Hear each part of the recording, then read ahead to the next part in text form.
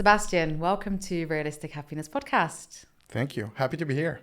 So if I'm tuning in today, what can I learn from you today? Today we're going to talk about a lot of traveling and how the mindset is shared, and like you can shape your mindset when you travel and what you can make out of it. But it's going to be also a lot of stories about different places, different dreams, different emotions, and so on. A little bit of everything, yeah. It's really important to, explore the mindset because you've lived in 11 plus countries now, yeah. 11 plus countries all over the world. Yeah. You've experienced everything. You've lived so extensively. You've lived multiple lives, I think. We can say that. Oh, maybe one life with a lot of different shades of colors. We can say that. Yeah. And before we dive into the specifics, what drew you to this lifestyle, to explore different cultures?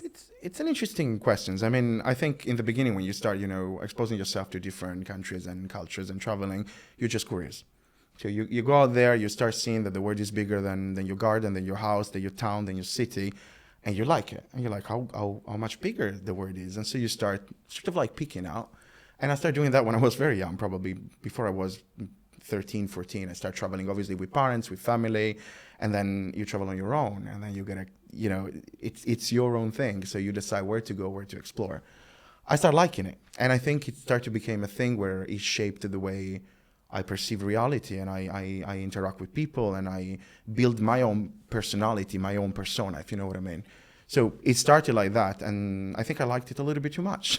So I kept doing it over and over, and you know what I mean. It became like a lifestyle. But like I'm not a wanderer that has no base or like no destination. You can integrate it to a life where you have a base and so on, but traveling keeps you going, and it makes you the person you are today, and I am today. We're not going to talk about all the 11 countries. We're going to nitpick like the highlights, the ones that really impacted your soul and your character. But of course, we're going to talk about Sardinia at the beginning. What's interesting is that we're both from the same town. Beautiful island. And town as well. Yeah, maybe we're biased, but it maybe. That's an easy win. It's Sardinia is really famous for a very slow paced lifestyle, tight-knit communities. Everyone kind of helps each other. How did this... Let's start with the foundation then, because you're from there, you grew up there. Born and raised. Slow lifestyle. Yeah, you have people around you. It sounds like the dream. What was it that kind of made you feel like, apart from peaking and putting your toe in and wondering like what else is out there, what was the drive to like, okay, like, this is amazing. This is everything people wish for, but what's out there? What's next? I think it's a lot of things. So as you said, like, you know what I'm talking about. We grew up there, the warm feeling of being from an island, from the community, and you sort of like, you feel cozy, you feel protected, you feel welcome, you feel understood, and so on. And yes, beautiful beaches, beautiful scenery. We got it all, the food, the wine, the laughter, you name it, it's there. But then if you're from there, this is your normality. To a certain extent, like this is what we used to. This is what shaped you when you were growing up, and so on. So when you get exposed to more, you realize that you can also learn from different way of living, different cultures, different styles, and when you learn that, it makes you stronger. It makes you better. It makes you more knowledgeable about the world, and so on.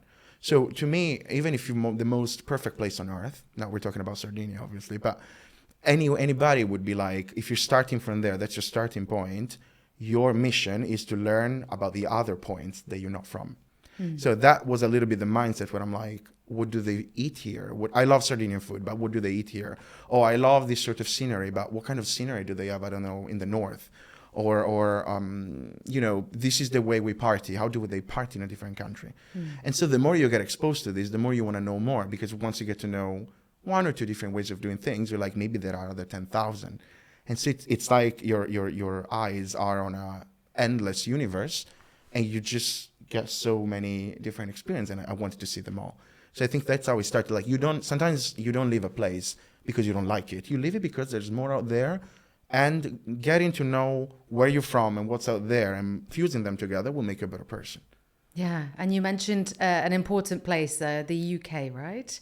I also fantasized about it when I lived there, which is really strange. I was like, UK looks and feels completely different. It's cold. the people are different, like the culture, the communities, the food is completely the different. vibe, everything is. Everything. The type of art, the type of music they listen to, the way Yeah. people interact. But Yeah. it's not better or worse. It's different. It's Yeah, a it's different different. feel. It's a different, again, color. It's a different way of living life. if you want. Yeah. And for me, I don't know if you experienced this too, but like you said, the comfort of Sardinia, like you really have everything. So you kind of feel like, what's the point Yeah. of exploring something else? I have everything here. Yeah. To a certain extent, I mean, don't forget also because both you and I spent a lot of time there. We grew up there. Again, the normality piece is still there. What can you do to become a better person or become a better version of yourself? Explore. And to explore, you have to go outside of your comfort zone. Comfort zone means everything. It means you're going to eat different food. You're going to be on your own. It means you're going to, struggle in a different culture or to a certain extent to learn new things the hard way because not everything goes as smooth as we plan. But this is the only way you grow. So getting outside of your comfort zone when you travel means also that. It doesn't mean everything has to be planned. Everything has to go, by the book. Throw yourself in the river and go with the flow sometimes. And you're going to find new places. I think this is the only way to do it. And what was the first place? My very first place where I lived abroad was Ireland. Absolute Dublin. I did Erasmus in Dublin for 2 semesters. I cannot explain how much this shaped my entire life and the way I became today. I know it sounds very cliche, but it's the first time that I was living abroad. I was in a foreign university. I was with different people. I had to make new friends. I had to learn to live on my own. It's almost like when you go to the army or something like that you completely on your own. You need to take care of yourself. Yeah. And I'm saying this, but it was also a lot of emotions. I met so many amazing people, and Ireland is a beautiful place that allows you to find your own spots. Everybody's very welcoming, warm. And I'm super grateful to the experience the Irish people and the people that live there gave me. Because again, maybe 2-3 months I was there. First of all, I felt home already. I didn't like the weather, but that's a different thing. Not even Irish people like Irish weather, so it's okay. We bonded on that.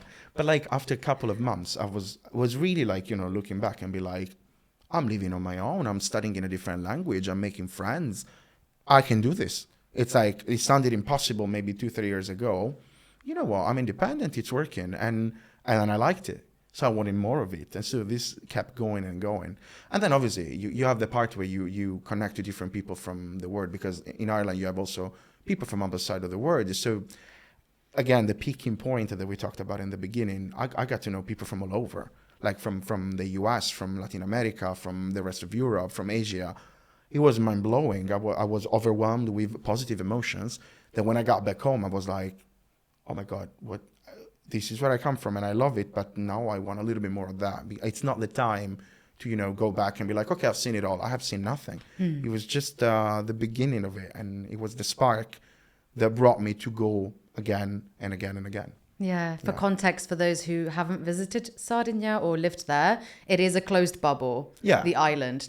We don't really get loads of tourists. So the fact in Dublin, your mind must have exploded because so many people. Exactly.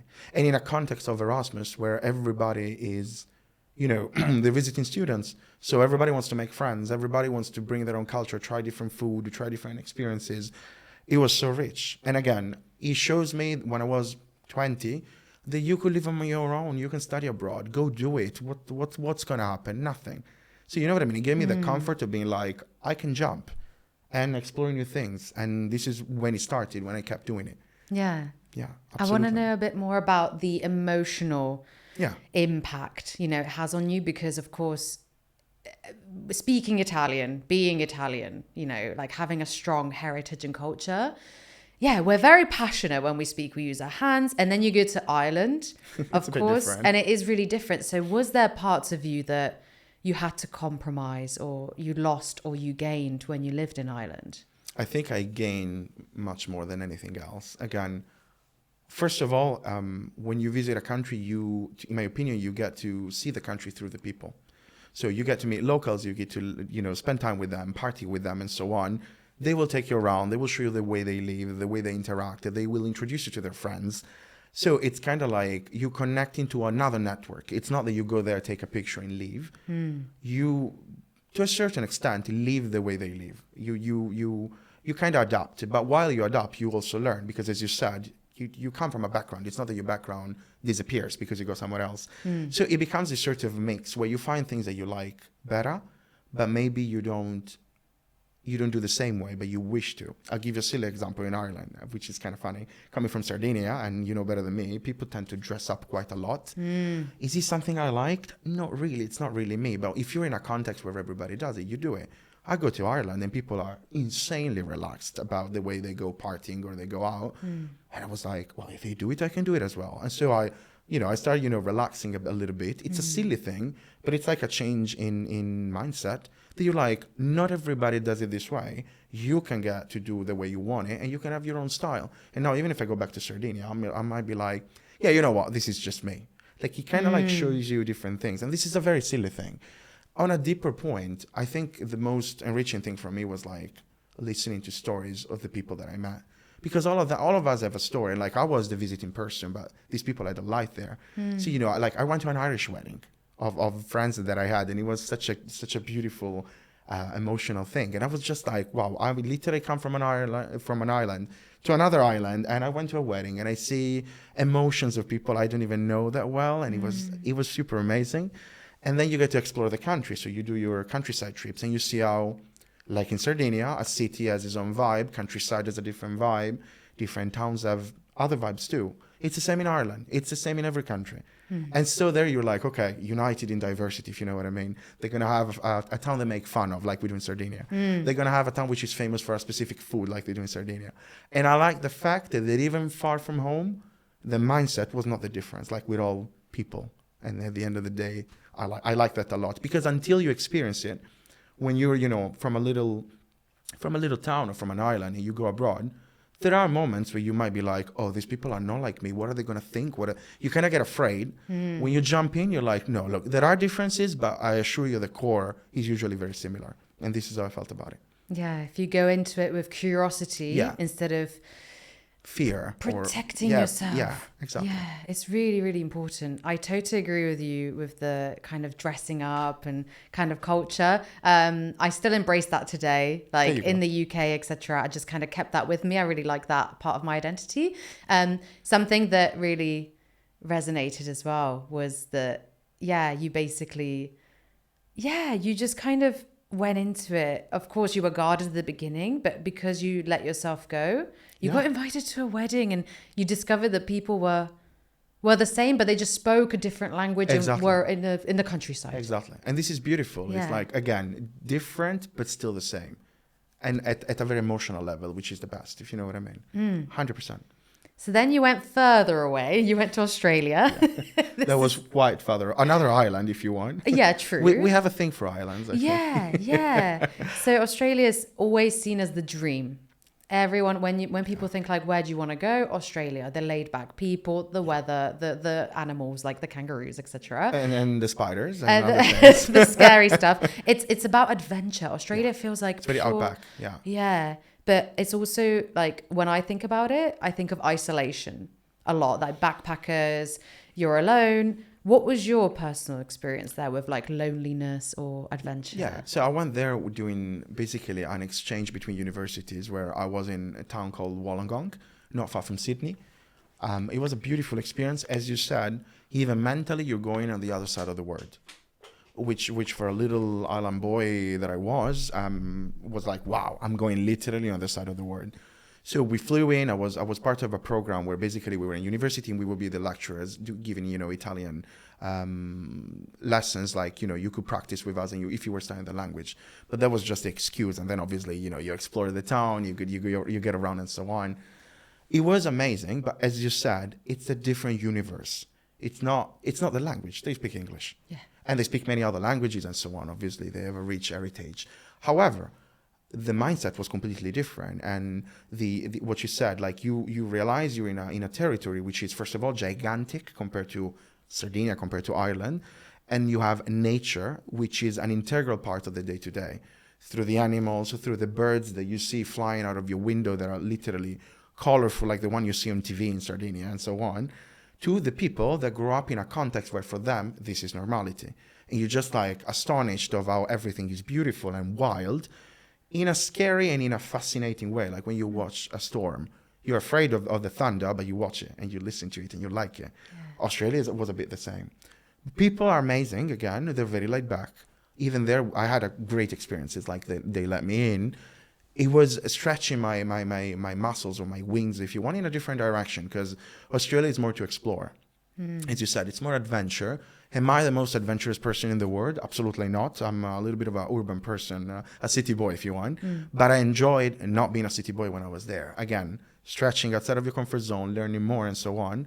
I loved the fact that everything was different in terms of the day-to-day. Like, they would talk about different politics, about different music, about different I don't even know how to explain it. Like, everything was completely upside down, if you want. Yeah, because they are and literally the seasons as well were upside down, because I think I went around European summer, and there it was winter, and my brain knew this. I knew consciously that this would happen, but when I was there in September, I was like, the weather should not be like this. And it took me a couple of days to get used to it, and every time I would find it strange that we're going closer to December and it gets warmer, and your brain is like, it's almost Christmas, but you're dressing with shorts. Again, very silly thing, but it plays tricks on you and so on. The food also was different, and when you get to meet the people, you realize how outback it is. So plenty of hiking, which I liked, plenty of exploring, plenty of animals that wants to kill you, which I didn't enjoy that much. You name it, cockroaches, gigantic, snakes, spiders that were this big, wombats, bats, again, you name it. This is a part I didn't enjoy, to be honest. I'm not used to it. For Australians, they just would be like, yeah, no, that one is not dangerous, no big deal. I'm like, okay, but what do you do with a spider this big? You ask him to leave the house? And I was like, yeah, you're definitely not from here, but amazing experience. Yeah. And did you feel lonely with all the adventure, with all of the stuff happening? You feel, and not in a bad way, culturally lonely, because as I'm saying, the context is completely different. So to a certain extent, the art you're exposed to, the day-to-day, the politics you're exposed to, it's something you're not familiar with. So sometimes you feel like everybody's discussing about something that either you don't know about, or you don't know enough about, or you're like, why does it matter? Because, again, the mindset. But even then, you do what we were saying before, what happened in Ireland. You go with an open mind. You know what? I don't know things. It's okay. Listen, ask, try to blend in. And again, Australians are very welcoming as well. So it's not hard, for them to make you feel at home. And I liked it. It was very interesting. It was a different vibe from Ireland. But again, let's stretch the muscle somewhere else and learn something new. Yeah. What's there to lose? You know what I mean? Yeah. It's really hard on the brain, actually, doing a lot of traveling and changing your mindset, because the brain freaking hates it, actually. But it is necessary. There's this paradox. It hates it. It really puts up a fight. Like, you might as well just go back to Sardinia. Like, what are you doing? Yeah. Like, what is the point? And then when you actually push past that and you see new things and you open your mind and you explore new things, then you're like, this is actually really fun. This is really good. Yeah. It's good for my soul. It's good for my mind. And it's what you're saying. It's a mechanism. Maybe it's the way we protect ourselves. Yeah. Like, as human beings. Also the thing which I find funny, that maybe, so Sardinia, Ireland, and other experiences before Australia, I missed some things from Ireland, and I'm not from Ireland. And I was like, oh, in Australia they do it like this. I wish they do it a little bit more like back in Ireland. And it's funny because that was already another layer that you put on top of what you have. So it becomes a lot of layers where you get to pick and choose things that you really like, and you'll take them with you. You know what I mean? But it was a realization where I was like, I missed something from a place that is not where I'm from. Okay, this is new. And then I kept doing this till today. Like, it becomes something where you take the best of every place and you actually miss it in a genuine way and in a genuine feel. But when you talk about this to people that maybe are back home and they never travel, you're like, what are you even talking about? You talk as if you're from there. I'm like, I'm not from there, but like, it rubs on you and you like it, and you will change and you will maybe do things in a different way compared to back home. But that will become you. Like, it's not fake. It's not like makeup that you put on yourself. It's how you actually become. It's the rewiring process of the brain that we were talking about. And it can be subtle things. the way you speak, the way you interact, you know, even your body language might switch. Mine is still quite Sardinian, but you get what I mean. It's like it's the little things that seep through you, but they become you. And I think that's part of the experience. That's why we go out there. Yeah. And you've touched on something really important where when you go back home, for example, or go back to Ireland and stuff like that, like it's like these micro judgments people make. I think people are trying to like understand you, but because they don't have your lifestyle, their mind isn't open, so they cannot fathom what you're saying. And I get this a lot back in Sardinia when I try and explain my work, when I try and explain my friends, when I try and explain my situations, everything. They're just like, it's almost like I'm speaking a different language, even though it's the same language. Yeah. It's kind of frustrating, actually, just to convey that message. Yeah, it's not you, first of all. It happens to everybody. I think part of the people would think you're sort of like showing off to a certain extent, which I don't think you are. I don't think we are. But it goes back to what I was saying. You are a blend of all the experience and the backgrounds that you have. You don't have to pick one. This is wrong. And it's something I would never tell people to do. Something very personal. We're talking about identity. When people ask me where I'm from and I say I'm from Sardinia, it's because this is my identity. And it shapes an idea in your mind of who I am, but I'm not just a Sardinian. I'm also, you know, somebody who loves traveling. I'm also somebody who you know, have his hobbies and has been through these experiences. Or you could be a father, a mother, a sister. It's all different layers of identity. And when you go back home, sometimes the people are more tuned in with some of them. So when you start speaking and they don't really understand why you're connecting, there's go the protective mindset that you mentioned before. They're like, oh, she's just showing off. And you're like, no, this is actually my day to day. I'm not saying it's perfect. I'm saying this is how I function. It's to them, it's an exercise to see the things. It's the peaking. It's seeing that things can be different out there. To you, it's frustrating because sometimes you're like, nobody understands me. Yeah. And that can sort of like damage you a little bit if you do it for too long, because then you feel out of place and then you feel, oh, if I go back home, I'm not at home anymore. But if I go somewhere else, I'm also not at home. Where is home? And then it gets a little bit tricky and philosophical. Yeah. That part of you, where you are born, it will stay with you forever. You can try and shave it off. And I remember when I moved to the UK, of course, my accent, for example, changed because of the stupid kids at school that would make fun of it. So I purposely really learned English for 6 months, and now I have this. And I lost that part of me where I had the accent, but now I speak Italian. It's still there, obviously. Yeah. So it does feel like you have almost two personalities as well. It does. Which is really, really cool and really interesting. But yeah, I absolutely resonate. And I'm sure other people do. Like the fact that you maybe want to move abroad and you're like for adventure, or to like forget maybe if you come from like a war-ridden country or something like this. But it always is with you, because there's a little moments, if you see a flag from your country, or this morning, the sukoku, it's a Sardinian kind of like rock, obsidian rock for good luck. Just really weirdly, I haven't seen it in months, popped up in my bag. Boom. And I looked at it and I got so emotional. Right in the feels. I was like, it's so stupid, but this is me. And it always is at the core, but there's, like you said, we're so complex. There's so many parts of us. And the fact when we speak different languages or are abroad, your personality, you change personality, but not like in a bipolar way or something, but more like it fits the tone, it fits the vibe. But what you are today, what I am today, what everybody is today is a mix of all of this. It's, again, a portrait with different colors. And the portrait is not finished. We are all a work in progress. So maybe not everybody understands this, but at the end of the day, this is who you are. Today, you are a person who switched maybe your accent back then, and now you have the accent you have because of this, and now your colors are brighter than somebody who never been through this experience. I see it as richness at the end of the day. It doesn't mean it doesn't cause problems, or maybe I wouldn't say trauma, but what you just said, like, oh, when I was a kid, I was bullied because of that. This is negative and it shouldn't happen. It does happen. Let's take the best we can out of it. And now you're a stronger person because of that. And you're going to talk maybe to somebody through your experiences, and they will know that even after that, you can be, a successful woman who speaks multiple languages. It's like, you know what? Those dark times will be gone, and you'll be flourishing and blooming.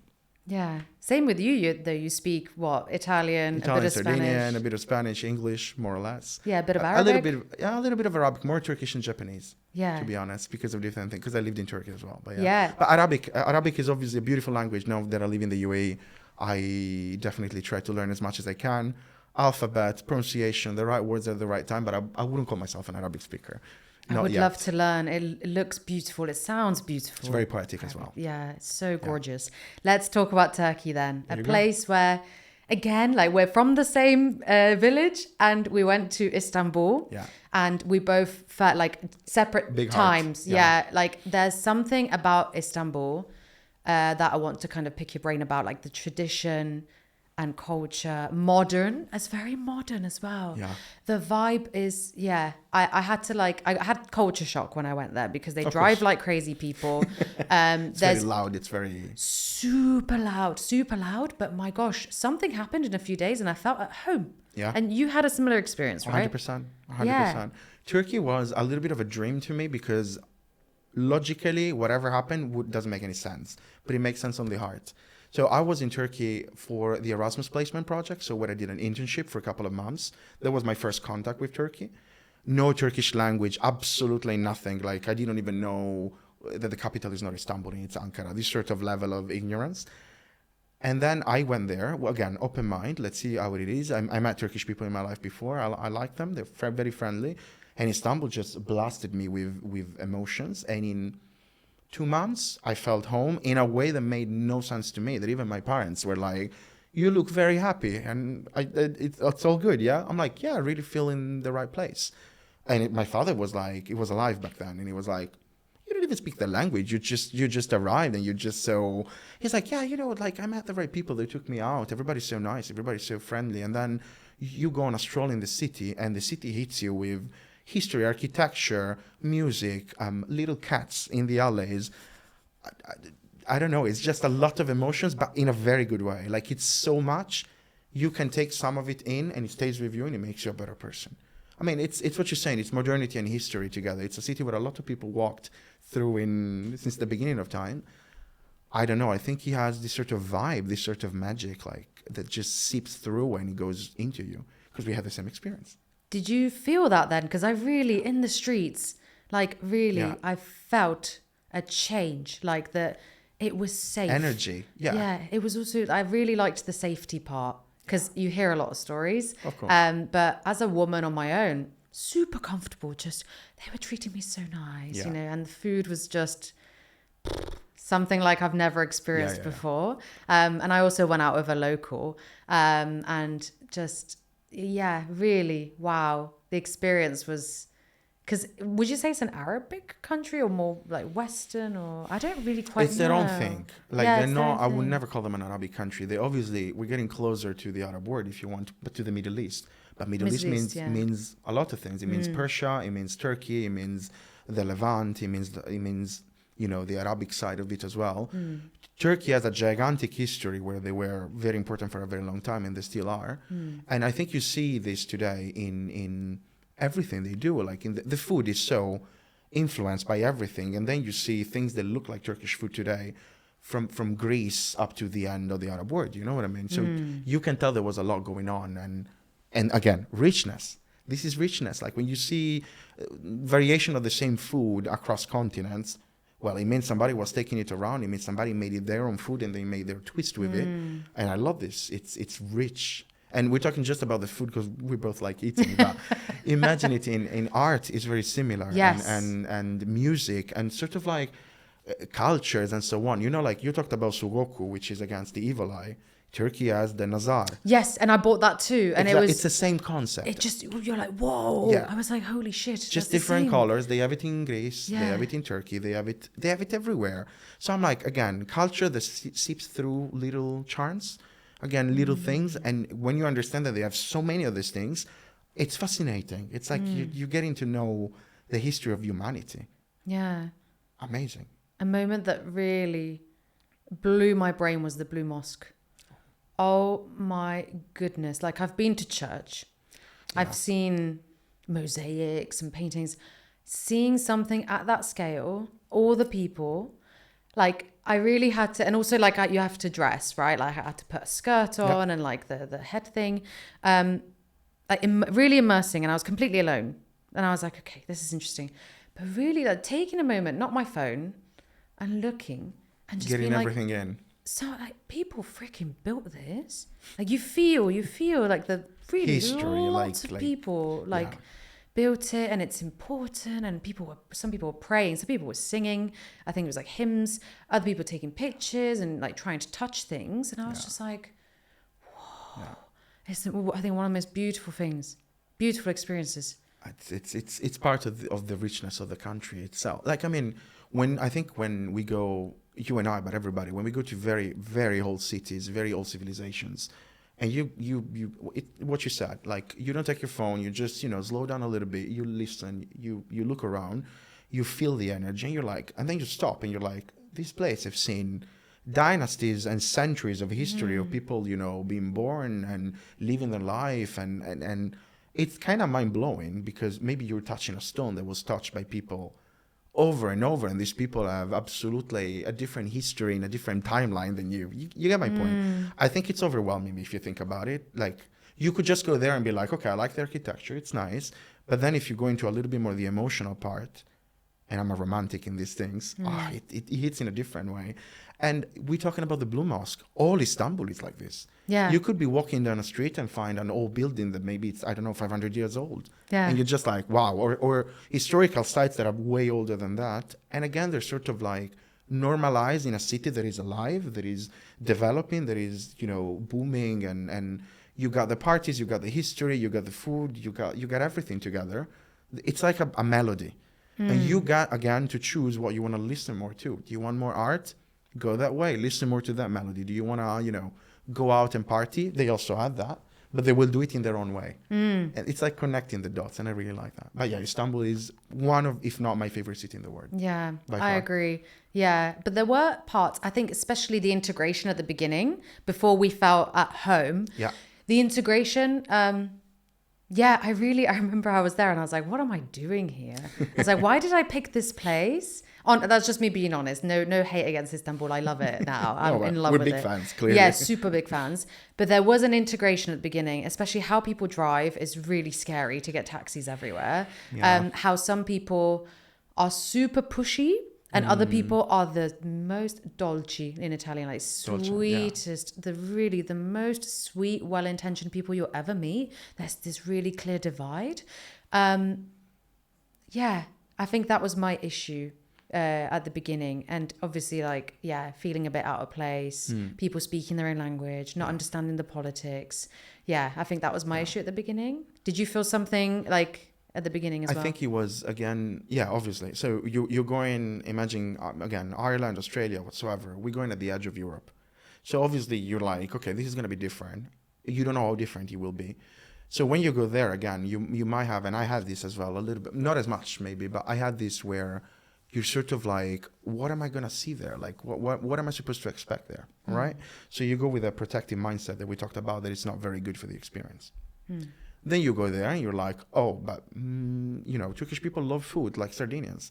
Turkish people like, they're very, they like spending time with people. They have a very strong family feel. They're very warm and so on. So my brain was like, okay, they do it in a different way, but they do it like Sardinians. Like culturally, you're closer to somebody from Turkey, probably than somebody from Norway. Nothing against Norway. I'm just saying, in your mindset, in the beginning, they will tell you, oh, but, this is the edge of Europe. They're very different and they're distant, they're, whatever. And then you're there and you're like, well, not really. Like, not really. Like, they like cooking together under, a sort of like friendly vibe. And then you have this huge moment of where everybody shares stories and so on. And I'm like, this is what we do back home. Yeah, the food is different, but it doesn't matter. No, it's the vibe, the emotion is the same. And this is where I sort of started relaxing. And every time I would be like, oh, but they actually do it like home. You know what I mean? The way they interact with people, the sort of like comicity they have, for example. The being warm, the being direct, the being very, out there. I was like, this is like Sardinia to a certain extent. It's very Mediterranean. And I like that. It feels home. So in the beginning, maybe the language was the biggest barrier. Then I started slowly learning as much Turkish as I can. But even there, you say 2-3 words, they treat you like you're a king. Yes. Yeah. I And had so that even too. there, I'm like, this is beautiful. It makes you want to learn more. Yeah. It makes you want to do more. They appreciate it. You appreciate it, and it becomes a positive channel where you start like trying to speak more language, and they welcome you with open arms. Like, how could I not feel home? And I met the right people. I met some people that really made my stay there amazing, and I'm still in touch with them today. Some of my best friends as well. Really? Yeah. And you've told me before this episode you had an experience with So when I know what you're talking about. So this was like, I think the third or the fourth day, the tea experience. So when I was basically I went to do a stage, as I told you in the beginning. Again, just landed less than a week ago. I met my manager for a couple of months. I was super young. I was 20 something, and then I go to this place called Paraguay Sanatlar, where I did my stage, and imagine it like a vocational school, right? So my manager is the only person that speaks proper English. Everybody's nice, but they would speak either broken English or no English and slow Turkish to me. So I was still a little bit like, oh, okay. And she goes, the canteen is open for students. You go, you work here now. You can have all the tea you want, all the food you want whatsoever. And then I go the first time, and there's this old woman, and I was like, how am I going to ask for tea? I tried to ask in English. They were literally like that. Then I see the tea, and I point it out, and they start speaking to me. And they ask me in Turkish if I want tea, if I want sugar, if I want this and this. And I'm just like, yeah, one tea. And they give it to me. And they kept doing this every day with a big smile. I don't imagine in a bad way. They were like so, they wanted to integrate me so much. After like, I think, a week and a half, I actually would say bir çay istiyorum, or like şekersiz istiyorum. Like I want it without sugar and I want a chai. The woman was like, whoa, like you're speaking Turkish to me. She started, being even more welcoming, like calling me, with sweet names and so on. And then when she would see me, she would wave at me. This is a woman that I met 1 week before. And I was just like, wow, she's like my grandmother. I don't know. This is like, again, very silly little things, but it warms your heart for the next days. And I had a lot of these memories and little experiences that maybe to them they were normality, but to me I was like, I'm home. Yeah. I'm home without being home, and it's the little things. I still remember this again, and I told you the other day when we talked, because it's just here. It's so warm. It's so nice. I want more of it. You remember how people make you feel. Exactly. It doesn't matter it was tea or whatsoever. It was like every time she was smiling at me, I would try to speak more. And again, it's a positive, I don't know, wave that you just ride with. Yeah. It's beautiful. It's amazing. We're going to go to the cold country now. We're going to go to Amsterdam. That was your next place. I still live here, obviously. You don't. What was your experience with integration, loneliness in Amsterdam? It's a different thing. There were some places in between, but we're going to focus on the Netherlands. Very different place. So, if coming from Europe, you go to the Netherlands, to Amsterdam, and you have an idea of what it should be because everybody talks about it. So the opposite of what we talked about, where you go in the unknown, Australia, Turkey, whatsoever, here people tell you it's going to be A, B, C, and D, do this, do this, do that. So you go here with expectations, and you're a little bit like, okay, maybe it cannot be exactly like that. This is what tourists are talking about. And then you come in and you see that there is this layer that people talks about, the parties, the canals, the sort of like vibe that you get, which is a little bit decadent, but a little bit rich to a certain extent. The gloominess of the place that kind of gives it charm, although very different from what we used to back home. That's one layer that you're going to sit because it's in front of your eyes, but then it's your job to sort of like dig deeper and try to understand the culture, try to understand the Netherlands is not Amsterdam. You know what I mean? There's more to it. And not everybody is the same. And then you get to know the food. You get to know I worked in the Netherlands like you do. So the business etiquette is different, and the way they interact is different, and the way you date people is different. And it's all different layers that as a tourist, going back to what we said, you don't see. But when you leave, you have to learn them because they're going to come to you. There's no way to avoid them. So I think my exercise was learning all the other parts that people maybe don't know about or they don't tell you about. And even they're trying to stretch a little bit and see, what do I like of this? What can I take? I'm a direct person. Dutch people are direct. We get along well on that, absolutely. The food is very different, though. The food culture is very different. So that's something a little bit alienating to me, that you don't get the family sitting all together and cooking and so on. And this is maybe different, done in a different way here. Is it better or worse? I don't know. I can tell you it's different from what I do. And so this was, I wanted to gauge what I would be doing, you know, if I was in Sardinia or in any other countries I lived, and what wouldn't be like that. And this mental exercise helps you to sort of like reset and rebalance. And it's, as you said, it's not the easiest thing to do sometimes, because you miss some things from a different part of the world, and then you want to bring them here, but then you also want to learn the way they do things here. So yeah. Yeah, the directness, 100%, especially with Ireland and the UK. Yeah. Oh, yeah, that's one reason. You know, I do like going back to visit, but that's one reason why I'd never like live there again. It's just challenging after experiencing this, how people do business here, how it's fast. Completely and it's just different. Meetings are 10 minutes. Yeah. They're like, what are you going to do? Okay, blah, blah, blah, blah, blah. What's the budget? Boom, done. You know, it's Imagine so doing this in the UK. They would be they'd like, be like, you're so rude. yeah, why are you so, you know, Like, aggressive? well, where are you going? And you're like, no, I'm not. I'm like, and then you would be the strange one. Yeah. Which is kind of funny, because you're like, but guys, I'm actually, you know, I Just know getting the culture. shit done. Yeah. Amsterdam is also known for freedom, right? That's kind of how I see it. Like, people go to coffee shops. They do their own thing. They do their own thing. They live their own lives. Everything's kind of accepted here, which is really, compared to like Sardinia or the UK, I find it's like, bah, you break the cages and you're like, yeah, I can be who I want here. Fun and also terrifying. Yeah. I found it really scary because I was like, who the fuck am I? Yeah. Like, who am It's like, I? this is a playground, you do you. Yes. And you're a little bit like, what do you mean I do me? No rules? Well, there are rules, but yeah. How do I find that? It's very interesting. I think I like the fact they give you the freedom to, again, be you. And what I tell people, when you live in Amsterdam, you know this better than me. What are your friends going to tell you? Oh, are you doing this, and this every day? I'm like, no. Why would I do it? You get my point. It's like, we need to normalize the fact that you know, this is also a real place. And obviously there are things that people, when they visit, they come and do and so on. But it doesn't mean it's everything about it. So I like the fact you get to choose. Do you want to go to a crazy rave in the middle of nowhere? You can do it. Do you have to do it every week? No, I don't have to do it every week. I'll do what I want to do. So I like the fact they give you a spectrum of choices. And you get to choose how wild you want to go, how not wild you want to stay. And everything there is good. Because as you said, no rules, so nobody cares. You do you. And Dutch people are not judgmental. That they're not. They're like, okay, yeah, sure, whatever. If it doesn't affect me, if it doesn't bother me, that's it. But freedom also, I want to sort of flip this. Freedom to a certain extent, I see what you're talking about in Amsterdam, 100%. But for example, I feel in Sardinia, we're more free with emotions. Like, we put our heart more out there than Dutch people.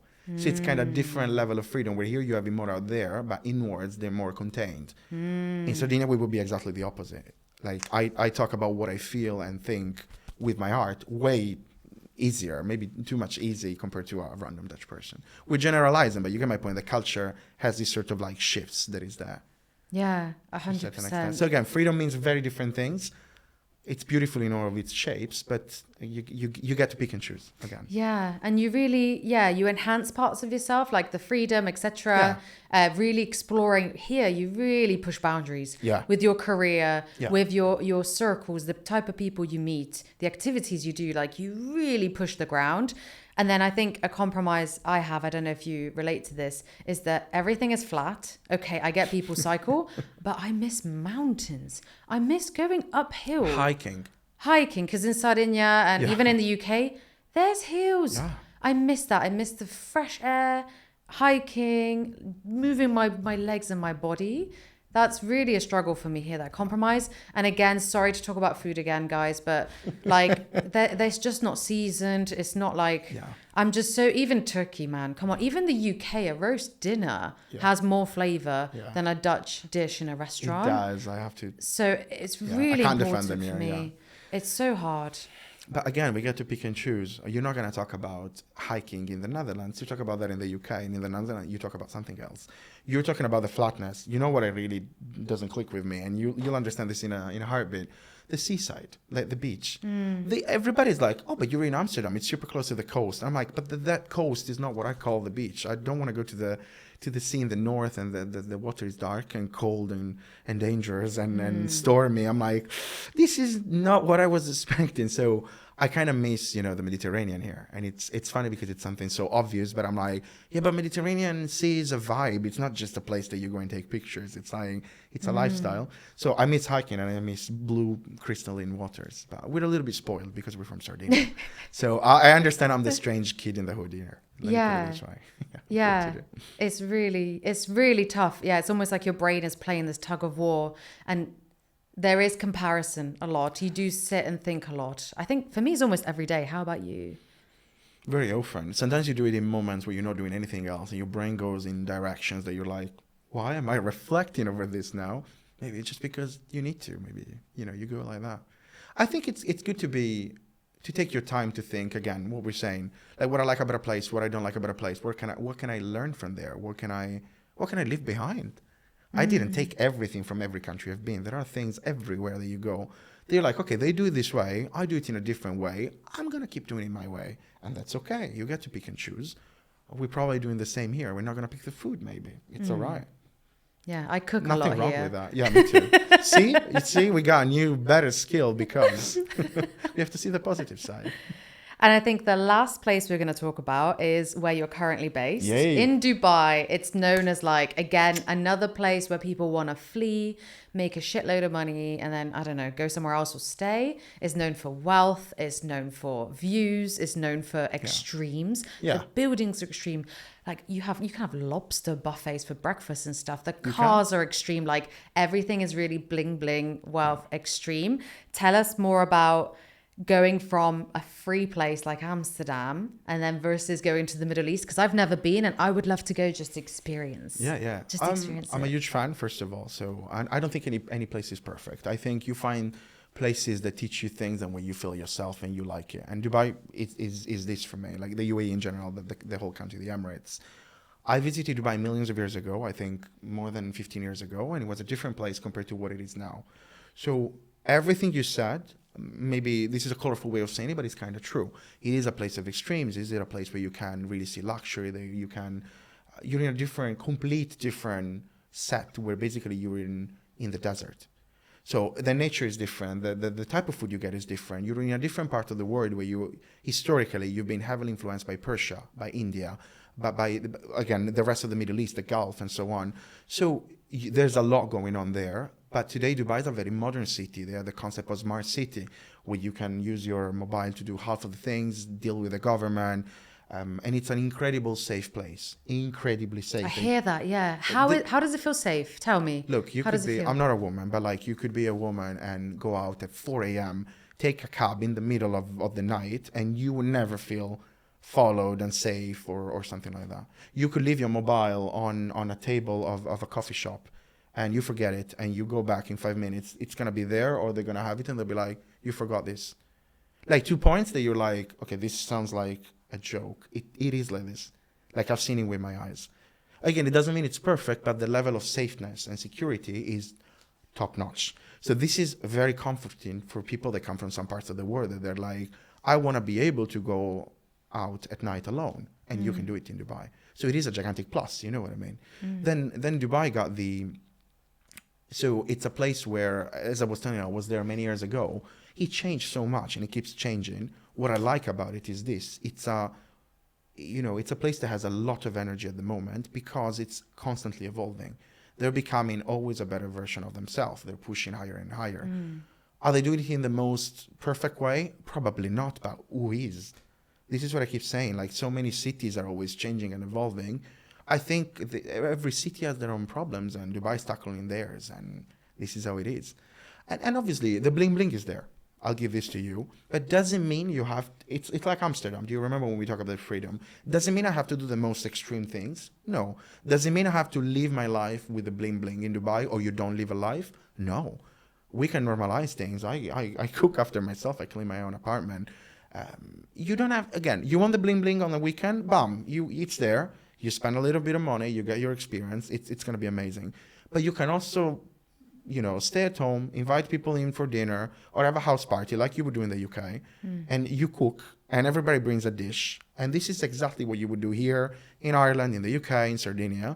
you're just in a different, space. Like you can be you in different countries. You will be influenced. That's true. In here we don't go hiking. In the Netherlands we don't go hiking.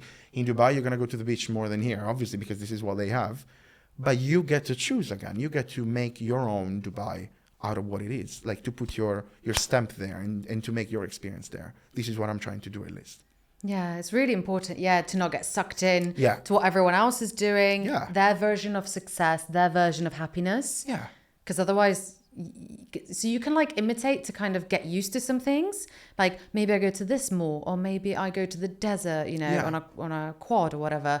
And it's nice to test things, and then you need to find your what rhythm. you like, you tune in. You know what I don't think you need to, but this is not just in Dubai, everywhere.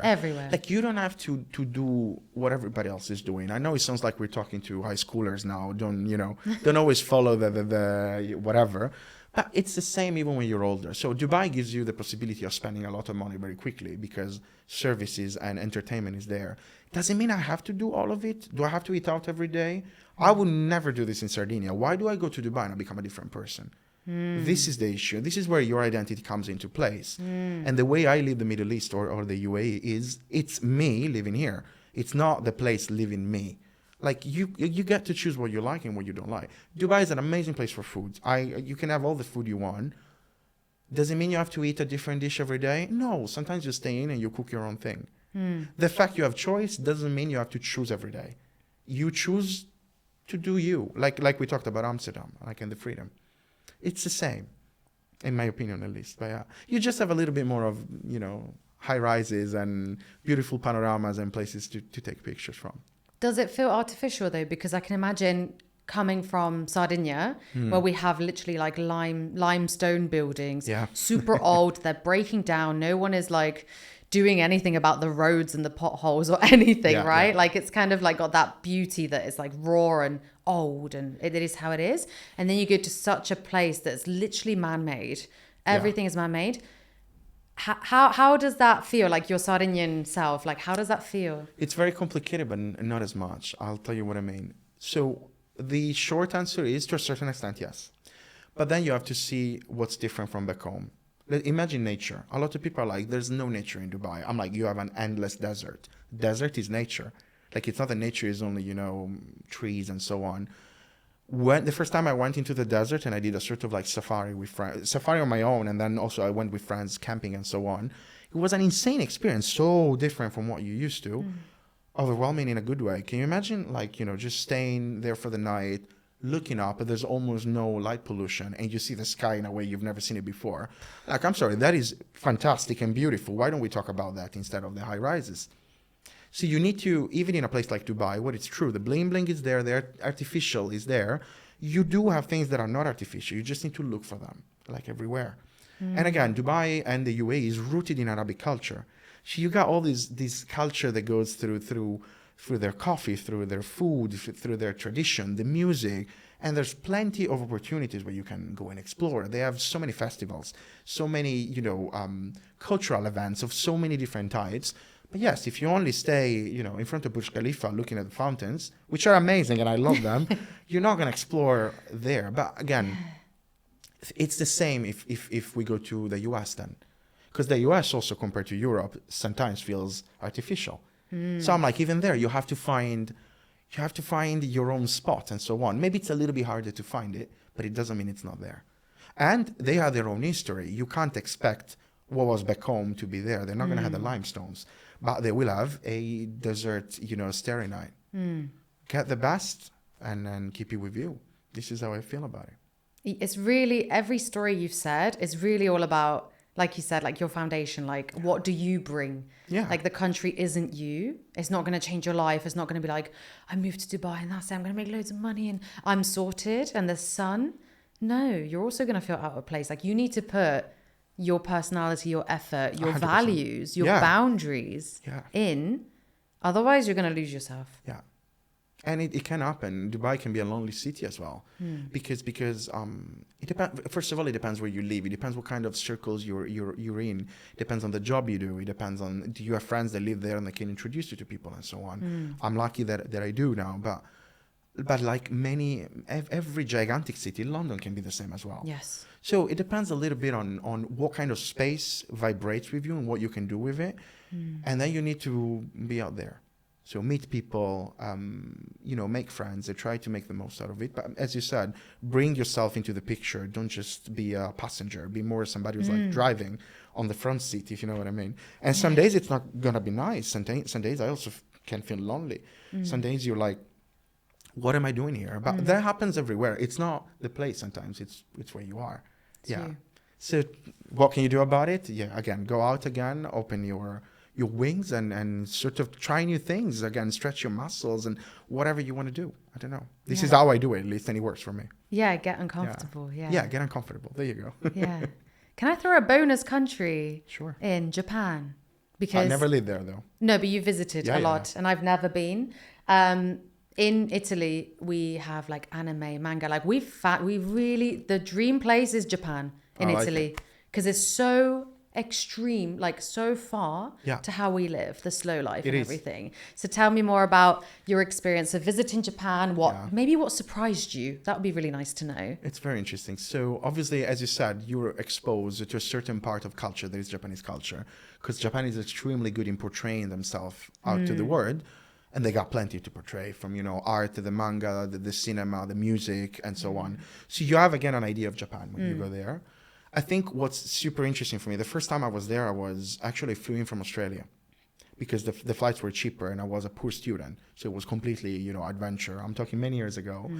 The sensation I remember is that everything was different. Like from the way you take the tram to the way you order food, the language. I studied Japanese in university. I wouldn't call myself a Japanese speaker, but I can interact. I can order at a bar or something like that. It's enough to get by, but everything else is different. Like what I mean, what they eat and you have an idea of Japan when you go there. It's different, so you feel lost twice because it's not what you're expecting and because you don't know what to expect.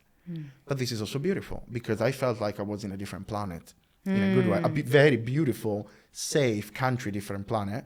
And as a tourist, you don't get the day to day. You don't have to go to work. You don't have to do the boring things, let's say.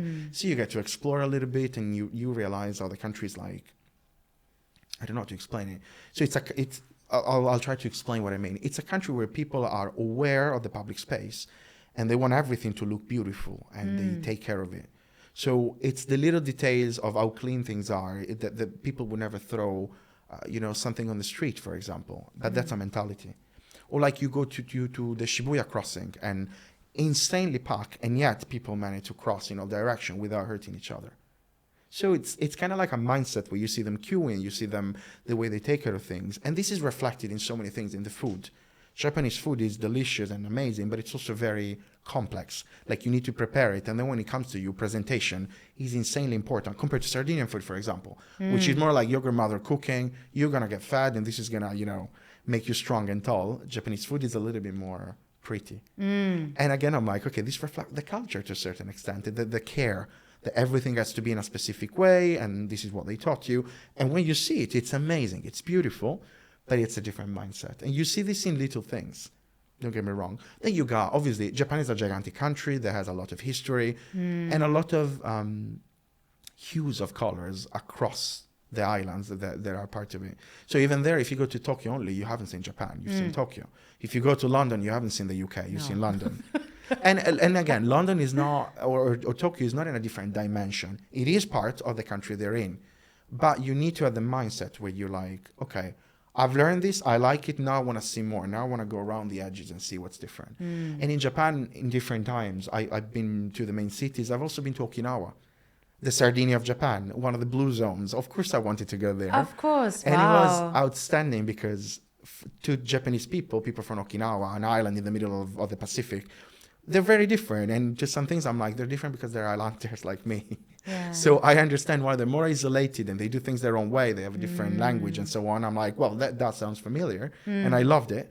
But if you go to Japan the first time of your life and you go to Okinawa, you're like, I'm sorry, this is not what I was expecting. And I was like, exactly, because it shouldn't be what you were expecting. So this was part of the experience, in my opinion. Yeah. And how was it integrating like there in holiday? Because they're very, from my perception, they're very polite, super like, Yeah. bowing and everything. But like, that's really sweet. It is. Yeah. You feel welcome and you feel safe 100%. Okay.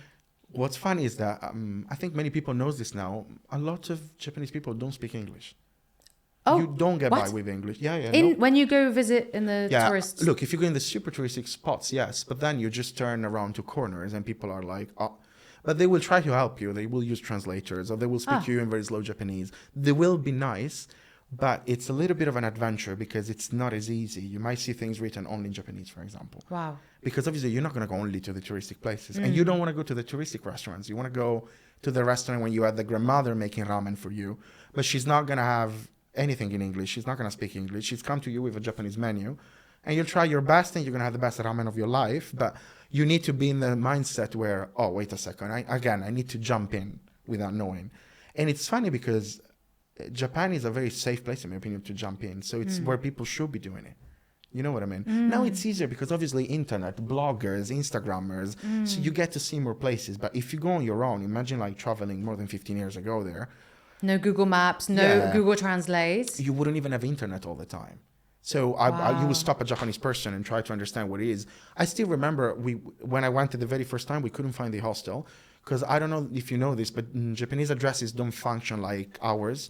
And they don't really have street numbers. So it's kind of like a completely different system that I'm not going to go into. But it's complicated. And it's complicated here from Japanese people. So they pull up the phone, they see what it is, and they go. But we didn't have connection. And I remember stopping this girl. And I was traveling with two friends. And the girl literally took us there. And she spoke barely English. No way. And I was like, no, just show us on the map. And she was like, and then we literally went there with her. And we walked for like 10 minutes, not like 30 seconds. So this is again where you feel welcome and you're like, okay, I like this place. I don't care, I don't speak the language very well whatsoever. I feel welcome. So highly recommended, that's for sure. You should go. Yeah, I should. I feel like for a person who's like, yeah, I'm not a control freak, but I like to know the outcomes of everything and comfort. Like I really love Amsterdam. I've been here for such a long time. Yeah. And the idea of flying further than Turkey. Very further. Yeah, like even to Thailand or Australia, etc. Like it sounds really exciting, but I am really scared because of what you've explained. The fact that you really have to let yourself go. But I think it's important for the soul. It's important for the ego. Yeah. To really push. To be in a place yourself. where you are out of place. Yeah. Yeah. To know who you are. Yeah. Like understand yourself. But what are you afraid of? At the end of the day, if you notice all my experiences, there are things I didn't like, but they were all positive. Like I never said, oh no, I shouldn't have gone there. No, you should go there. You should jump. You should take the flight. You should try something else. And Japan now is an example, but like, what could go wrong? That you order the wrong type of food and you don't like it? Pfft. Okay, so what? You know what I mean? Like, people, I think, overthink. Unless you go into a war zone. If you're just doing tourism in any country, most people will be nice to you. Most people will be kind. You will eat good food and you're going to have a good time. Yeah. It's just not what you expect. So don't expect anything and jump. Yeah, none or low expectations. Yeah, exactly. Go in with really open mind because even if you do research, etc. I did this with Stockholm. I did this with Munich. Researched a lot. And when I got there, you're just kind of looking around and you're like, well, fuck, like this place is huge. Like, what the hell? Like, I don't know how things work.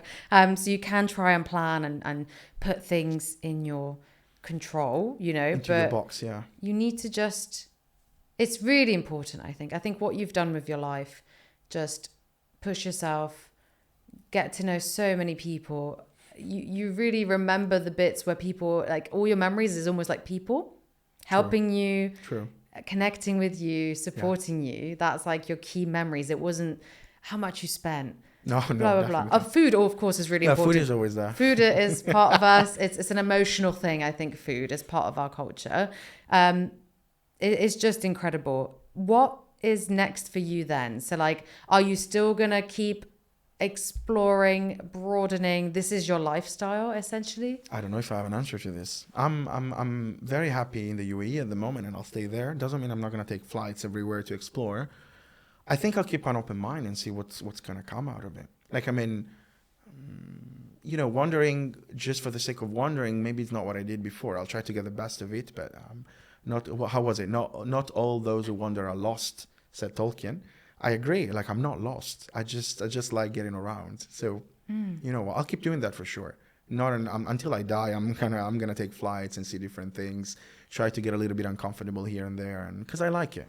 At the end of the day, it's like very linked to my personality, and you know what? It makes me, I think, a better person to a certain extent, like the open-mindedness and so on, and a better employee if you want to throw it in as well. Like, I really believe this. I was talking about this with some colleagues in more than one company that I worked in. I was like, being a world traveler, not just myself, but everybody, like working in different countries, being exposed to different people, you normalize so many things, like working, for example, across cultures. There's people that go to courses to sort of like being able to do this because maybe they never traveled or they never worked with people from abroad. Look, you and I, we just talked about this, like Dutch darkness versus UK. You could work in both companies, and in both of them, you will be able to connect the dots between the two.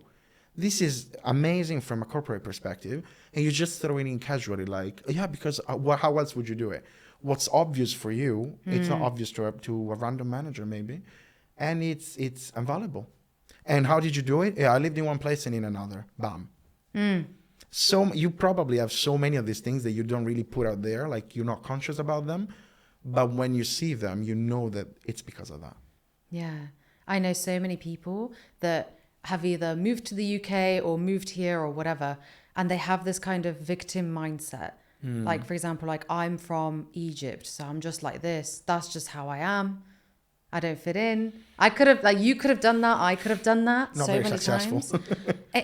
The resistance is going to punish you. You're punishing yourself, Yeah. essentially. If you 100%. don't open your mind, if you don't open your heart, your soul, just try. Yeah. You're punishing yourself. Yeah. You're having a miserable experience. And you're not making the most out of it, which for me is a little bit of, FOMO. Like, you don't want to go to a place and then you're completely closed. It's like they're not, those people that do experiences abroad and they hang out with people like from back home. Like, imagine I went to Ireland to do my Erasmus, and all my friends would have been Sardinian or Italians. I would have been like, what am I doing here? I was hanging out with Irish people all the time. Because this is how you actually get deeper. Doesn't mean I didn't hang out with people from back home. No, but like, you don't want to stay too comfortable. You want to dive in. Do you think I understand Irish accent when I moved there and I was like 19? I was literally like trying to listen to people and I wouldn't understand half of the thing they say. And now it's like normality to me. I love it. Like, I like random old people in a bar chatting you up, and I was like, I don't know what they're saying. I'm just gonna cheer and I can agree. You know what I mean? Yeah. I was very uncomfortable in many situations. The first time I had to go to a doctor in Ireland, and I had to speak English and explain symptoms in English that I didn't even know because I got the flu. Can you imagine? I was literally like, this, this sort of thing. You're ridiculous. You're like a kid, but how else do you learn? Yeah. And this is where necessity pushes you, like, the uncomfortability. You either do that or you stay in bed and you die. So, okay, let's go to the doctor and explain a little bit what's going on and how sick I feel. It becomes a mindset, because after you do it 2-3 times, I've done this. Indeed, it wasn't so bad. I'm going to do it again. And you keep doing it. Yeah. And it's not even like, it could be survival, but I think it's more resilience. Yeah, that's a word. Yeah. Yeah. I think it's helped me forever, tremendously. Even how I approach people, how I talk to people, work, doctors, when I travel, whatever, even myself, I'm much more resilient with, like, I don't give up or see things as like, well, at first, for example, the gym or whatever, like, or I want to try in salsa, right? Again, because in Italy, I used to dance and then I stopped in the UK. It's not really in the culture. I want to do that again here. And I had this blocker, like, why the hell would you start your 31, blah, blah, blah. And then there's that other part of me, the little kid me. I was like, but we loved this. Yeah, why not? We loved it. Like, come on. Yeah. Like, I want to do this. Yeah. This is fun. Like, nurture it for me. So there's, this kind of play in your head that, like... But it's a mindset, huh? It connects to me to traveling, to be uncomfortable. Because what you're saying is, why would we do this again? I would be uncomfortable if... Yes. And then a part of you is like, you know what? I actually don't care. I want to be uncomfortable. Temporarily. Exactly. So this is why I was telling you that the traveling, and it shapes you. Yeah. It shapes in so many little ways. Like, you talk about resilience. This is one of the most important, I would say, even characteristic that you could have even at work. Like, resilience, where you're faced with change, we're in a world that is constantly changing, and work outside of work and so on. What do? You resist it? Okay, you resist it for how long? Because if you resist too long, you're gonna crumble. No, you adapt, you change, you dance with the shadows, as I say. Like you kind of like try things around, and then you make the most out of it. And when you do this very often, it becomes okay for you. You're not as stressed anymore, and you're basically a champion in change management. There are companies that pays for this, and you're doing it through rerouting your brain and rewiring it through being uncomfortable, through traveling, through experiences, through being open-minded. I mean, it's beautiful. It's precious. Yeah. And, you know, for those listening that maybe think like, oh, I can't go to Australia. I don't have the money to travel. Even explore your town.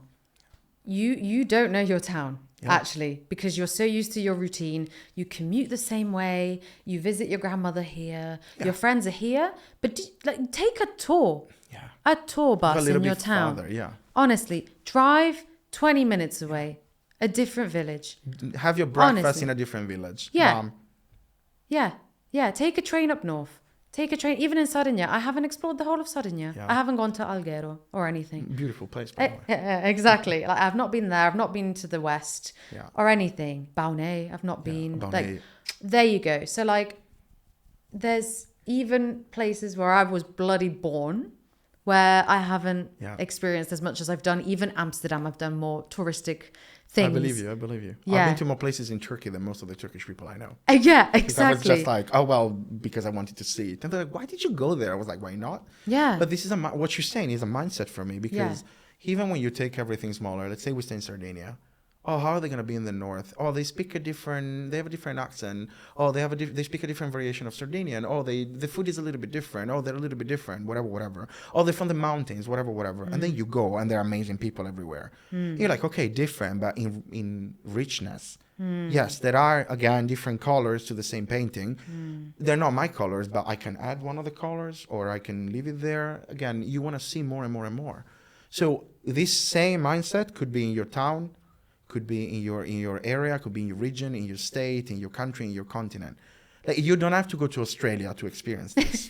You get my point. You can stay literally like in the UK or in Sardinia, and you do get to see different people, different food whatsoever. The UK is a good example. Like, if you travel a little bit, everything changes. Accent, history of the place. Like, you don't have to go up north. Scenery, different. Yeah. And it's beautiful. All of them are beautiful. And all of them are different shades of the same country. You might prefer one or another. That's okay. Like, I absolutely love Scotland, for example. But it doesn't mean I don't like the other places. I feel better there. I love the people. I love the vibe and so on. But you might love another place better. You get my point. Like, you don't have to choose one only. You can like all of them, or you can pick and choose. Ireland was the same. Ireland is fairly small, but very rich. So I have friends from Cork. I've been to Cork multiple times. I love the place. I went to Galway. I love Galway. I have friends from Sligo. And people are like, why did you go to Sligo? Because I had friends from there and I liked it. Limerick, you name it. Or I've been to Northern Ireland and it was absolutely amazing, like Belfast and all the area. So you get my point. You don't have to go as far as Australia to experience the same thing. It does change. The farther you go, the day you go to Japan, it's going to be different than going to, to France from here. But it's the same mindset, just a little bit more stretched. And the important thing is, okay, you can take pictures for social media, but please put your phone away. Be present, make an effort, and be curious. Be curious. And make mistakes. Or if something from the menu you don't know of. A new thing. Yeah, something you don't eat fish? Try fish. Yeah, give it a go. It might be nice. Yeah. Yeah. Trust the locals. Trust the locals. I think that's the best thing you can do. Even book a tour guide, etc. Just... Or even ask, when I went to Naples, because it was my first time there, even though it's just across from Sardinia. I always spoke to the waitresses and stuff. And I felt like I knew them forever. It's part of the experience at the end of the day. Naples is a place where you feel very welcome very quickly. But you see what I mean? Just by doing that, you kind of clicked in better and you lived the experience in a different way. And it keeps, it's like in Turkey, like the story we said about Turkey, like it's a positive wave that you can literally ride on, and then it gets more and more and more positive. I feel this. I love Naples, by the way. Yeah, me too. Amazing. Too. We have to finish. Sounds good, Unfortunately, I could talk about I'll this stop forever. yapping. No, it's been incredible. Thank you so, so much. I think a lot of people talk about the countries, like the positives, like the artificial things, like the food, the weather, the people, blah, blah, blah, the dating scenes. But they don't talk about actually what it takes mindset-wise to be a traveler, to be also successful, because you've worked whilst you've been in these countries and studied. So I think you're a really good example. Like, I learned a lot today. People listening really have 100% learned a lot today. So Sebastian, I really, really, really, really appreciate you coming today. Thank you so much. Super happy to be here. Thank you for the opportunity. Very for giving me a Japanese. voice. Yeah. Well, sometimes I can be. Sometimes I can be. Just a way to be more warmer. Yeah. Thank you very much. Grazie mille. A te. Prego.